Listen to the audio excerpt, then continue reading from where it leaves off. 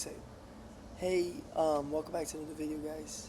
I'm super excited to show you guys this. As I was saying, I am going back to Washington on an 18-hour bus ride. And we went to Washington, was the UFC fight event, and we were homeless for 4 days. 4 days of homelessness. It's kind of crazy to believe.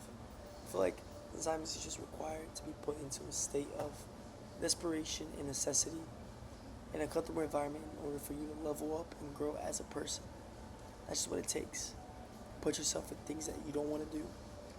Do things that are harder in order for you to level up your mindset, level up your energy, level up your level. And I'm going to be documenting and putting all that out in my video after this one. I'm super excited. I documented everything. It was kind of difficult, I won't lie. But like I said, all the uncomfortable situations eventually pass. Nothing ever stays the same in life. The only thing that's constant is change. So you need to do things that make you uncomfortable, that help you improve yourself. So without further ado, let me go ahead and explain the hidden market, which is what we'll be talking about in today's video. So let me go ahead and share my screen. And I'm sorry for my voice. I was screaming a lot at the event. That's part of being, energetic. So the hidden market. See, business to consumer market is crowded and loud. Business to business quiet and very profitable. Traditional businesses are drowning in the manual process, and they'll pay well to just get out. Your job is just to find those. What does that mean? There's a big implementation gap. Modern software exists all around. Legacy businesses, which is businesses that have been around from baby boomers in the 1960s, they have the budget to buy it, but they just don't know how to use it and implement it. And that's where you come in. You see, we have the modern software, the tools, platforms, automations. Then there's you, not just the guy that does the service, but you're the consultant. You bridge expertise and implementation. And then there's the legacy business, the original business, the business in the 1960s, the baby boomers that don't know how to use technology. There's paperwork, manual processes, and inertia, which is just the energy for you to actually get started is very difficult because they're so used to doing everything on paper. They didn't update, they didn't keep along with trends. And for that reason, they are behind. And it's up to you to go out there and be the consultant, be the answer to people's problems. You see, being a sole consultant is an edge. Agencies are very slow. There's so many layers, so much overhead, and they're very slow to make decisions. But you, on the other hand, you move in hours, not weeks. You're lean. What does that mean? It's very cheap for you to provide. There's no overhead, no bureaucracy in decisions. You take the decisions. You don't have to pay extra in other things like office buildings. You have direct access to you, which means faster results to them because they can communicate back and forth.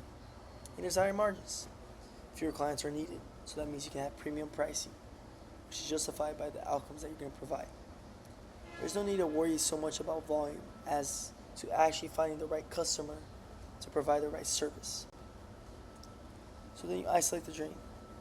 You're not going to sell the efficiency. Having very vague promises are not going to close deals. You have to find something that's very specific and measurable in the financial drain, and then you fix it. And after you fix that, you can fix other problems and increase a person's lifetime value, the LTV.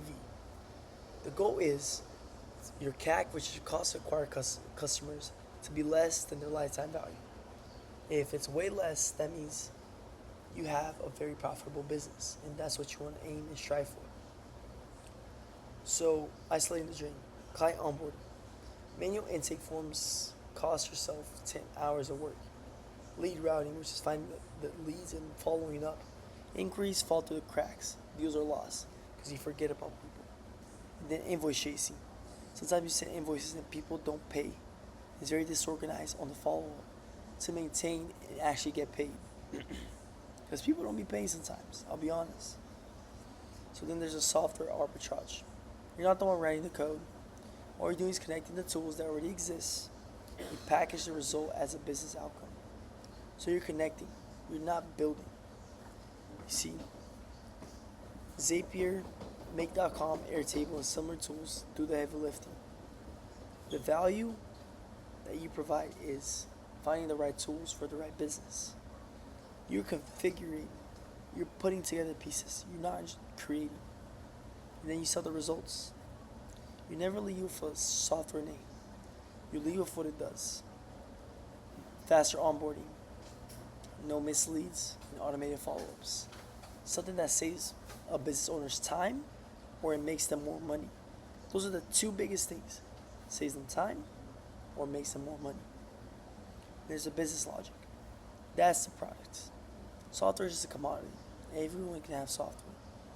But your understanding of the software, the workflow, that's the real asset that you're trying to sell in the end. So then we have the ROI frame, the ROI frame. Your fee, a $5,000 flat, and then their monthly saving. Think about it, if they pay $5,000 a month, but they make $15,000, or they save $10,000, what does that mean to them? They don't care because you're saving them money, you're making them more money. Logic-driven pricing will always win. You talk to them. If you can save a business $10,000 a month, charging something that's $5,000 a month is a no-brainer. You have to frame everything in this way. If you're making this much money, why does it matter if you're paying $2,000 for my services? Don't lead with hourly rate or how much you should get paid per hour. You lead with their return, what they gain out of it. The fee will just become irrelevant when the math is undeniable. It just makes sense. It just makes sense. It just does. And then, this is the biggest thing that stops people. It's not just about knowing how to do the service or doing the thing. You have to learn how to outreach. So you have to skip the jargon of marketing. Business owners don't care about your brand story. I'll be super honest. They don't. As eventually as you're growing and expanding, you do have to keep that in mind. Build a true brand. But in the beginning, they care about their own problems. And the problems that they can see and the problems that you can go out there and fix. Go and send a personalized video audit.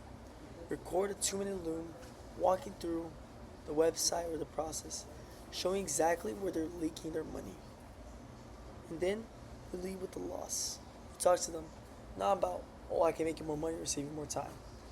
You gotta hit their pain points. What is their emotional language? What is their emotional sign, their weak point? You're probably losing around 8 hours a week on manual data entry. Probably losing $50,000 a month, wasting money on this, on paperwork, and hiring someone out instead of just doing it on the software that automates things. And here's how you stop. And that's the message that you want to achieve.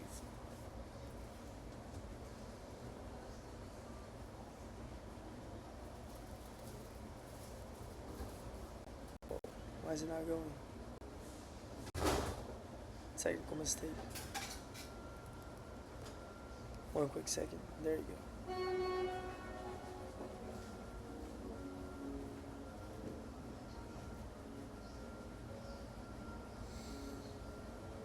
1 second.